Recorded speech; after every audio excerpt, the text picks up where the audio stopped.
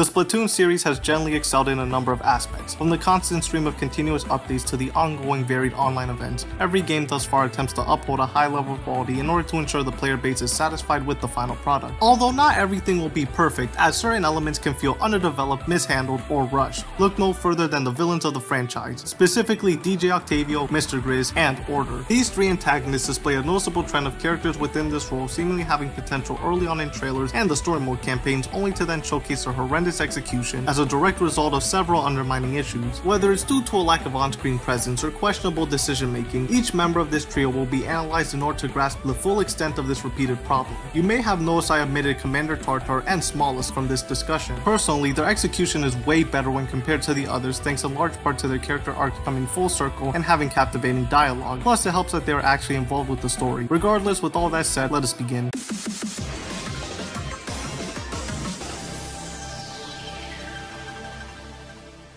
DJ Octavio has to be the most mishandled character to date. Since his introduction all the way back in Splatoon 1 to his latest appearance in Splatoon 3, he went from having the potential to be the most complex antagonist we've ever witnessed into a painfully repetitive villain of the week. In the first game, he was established as a legitimate threat to the Squidbeak Splatoon, stealing the Great Zapfish in order to supply more energy resources for his army. However, the Sunken Scrolls gave us more insight on his backstory, providing a better understanding behind his actions as well as transforming a seemingly one-note villain blinded by hatred and revenge into a tragic hero who was willing to do anything in their power to provide his army with a better life, betraying those he once deemed as friends in the process. Already we're off to a strong start. With the immersive foundation Octavio was built on, the logical next step would be to further flesh out his character, right? Well, that's not exactly what ended up happening. Instead, Splatoon 2 decided to just retell Splatoon 1's story again, with the only major shakeup being the introduction of a hypnotized evil Callie that barely had any impact until the very end of the game. Now, to give the sequel some credit, the idea of Octavio and Callie teaming up is pretty good, since it could help bridge the gap between living in the past and moving on to make amends for the future. But all that really ends up happening was a half-baked premise that only served the purpose of stagnating his character arc. Surely the third game would fix these issues and finally advance his character arc, right? If only that were the case. Return of the Mammalians was clearly attempting to give Octavio a proper redemption arc, which was an excellent direction to go in following the events of the previous two entries. So what exactly went wrong here? Well, simply put it, the arc is non-existent. I've already mentioned this issue before in my Splatoon 3 Missed Opportunities video, but basically after the first DJ Octavio boss fight, I kid you not, he is absent throughout the rest of the story until the very end, where he randomly shows up seemingly reforming from his villainous role with no prior build-up. What an absolute shame this all ended up being. DJ Octavio has been with the franchise since the very beginning, but time and time again he's been mishandled into oblivion. Splatoon 3 was the perfect opportunity to give this character justice, but instead it concluded on a painfully half-baked approach.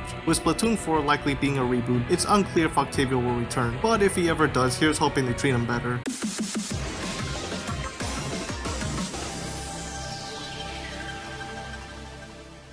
Mr. Grizz was one of the most anticipated characters for Splatoon 3. Prior to the release of the game, many players were fascinated by the mystery surrounding him in Splatoon 2, his true intentions behind the shady practices of Salmon Run, the ruins of Arc Polaris displaying an abandoned crashed space shuttle with bare warning signs scattered in the area, and his true identity being publicly unknown were all aspects that contributed to the growing interest of this character. Upon the Return of the Mammalians trailer releasing, several details were noticed by the community that all but confirmed Mr. Grizz as the true main villain of the story mode campaign. Despite all the hype that had been generated, by the time Splatoon 3 officially launched, it became clear how disappointing he ended up actually being. You'd think several years of build-up would result in a strong payoff, but that's far from the truth. There are two major issues he suffers from, the first being a lack of proper screen time. You'd think years worth of build-up would mean he'd be heavily involved with the story. Well, all of us thought wrong, because no joke, he doesn't properly appear until the very end of the game, where his plan is haphazardly explained. This then leads us into issue number 2. In order to get more context behind Mr. Grizz's backstory and motives, you have to unlock alternalog.exe. Now, this is admittedly similar with Octavio and his Sunken Scrolls. However, there's one clear yet frustrating difference. Unlike Octavio's Sunken Scrolls that are easy to get and offer optional additional lore that doesn't intrude on Splatoon 1's story, Mr. Grizz's alternalog is locked behind the hardest level and literally outlines everything about him that should have been presented throughout the entire game. I'm talking backstory, motives, the true intentions of his Salmon Run business, and prior events when humans were still around. Had all of this been shown off as the story progressed and not gatekept, he would have been the most compelling, layered villain since Commander Tartar. Everything needed for Mr. Grizz's long-lasting, memorable impact on the series would have successfully paid off had it not been for these two glaring issues. As it stands now, he is easily the most disappointing antagonist.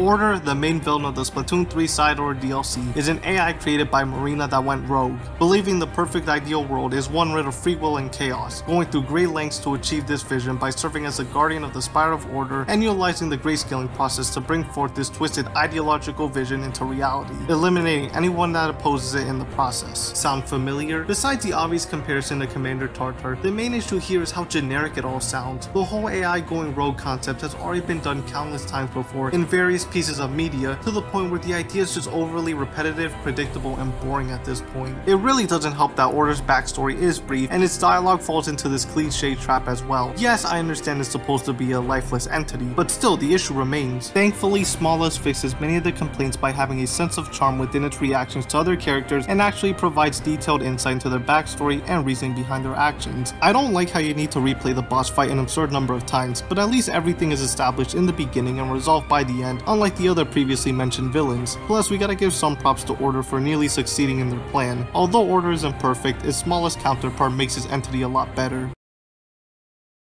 After conducting this deep dive analysis on each of these characters, it's apparent how prominent the issue has been throughout nearly every mainline entry. Despite how disappointing and frustrating many of these villains were in this trilogy, I'm hopeful that the developers will understand the major flaws and proceed to bring forth a new era of well-written and presented villains in the near future. As always, please feel free to leave your thoughts in the comment section below, and don't forget to help the channel grow by subscribing and clicking the like button. Anyways, this is Crow signing off.